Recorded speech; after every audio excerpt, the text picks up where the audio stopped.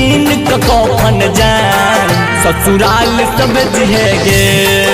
एगो कीन कफन जान ससुराल सब जिहेगे। एगो कीन कफन जान ससुराल सब जिहेगे।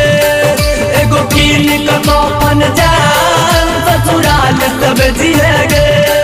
एगो कीन कफन जान ससुराल सब जिहेगे। हम मरबो जहिया जान हम मरबो जहिया जान एहसान तू करिहेगे।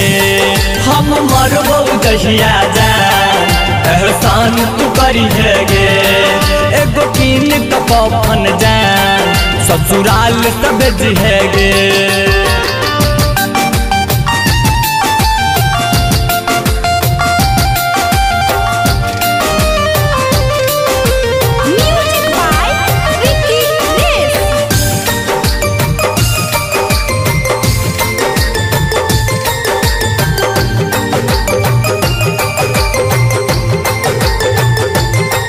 जब छोड़ के दुनिया जान हम चल जेबोगे। जब छोड़ के दुनिया जान हम चल जेबोगे। जब छोड़ के दुनिया जान हम चल जेबोगे। हम लौट के वापस जान फेरो नहीं एबोगे।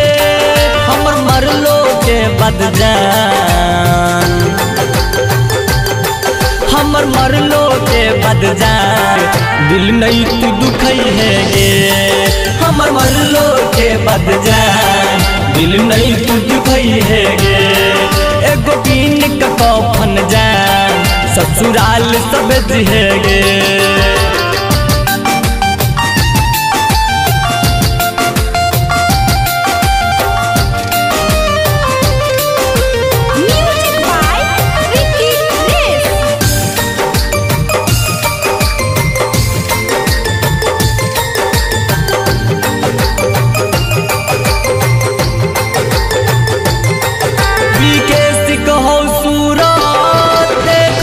तरस बेगे बीकेस कहू सूरत देखैला तरस बेगे।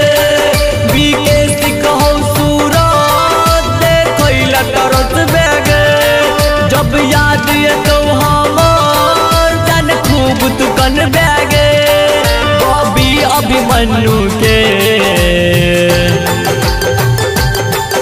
अक्षय अभिमन्यु के अब नाम न जपिहेगे। अक्षय अभिमन्यु के अब नाम न जपिहेगे। एगो कीन कफन जान ससुराल सब जिहेगे।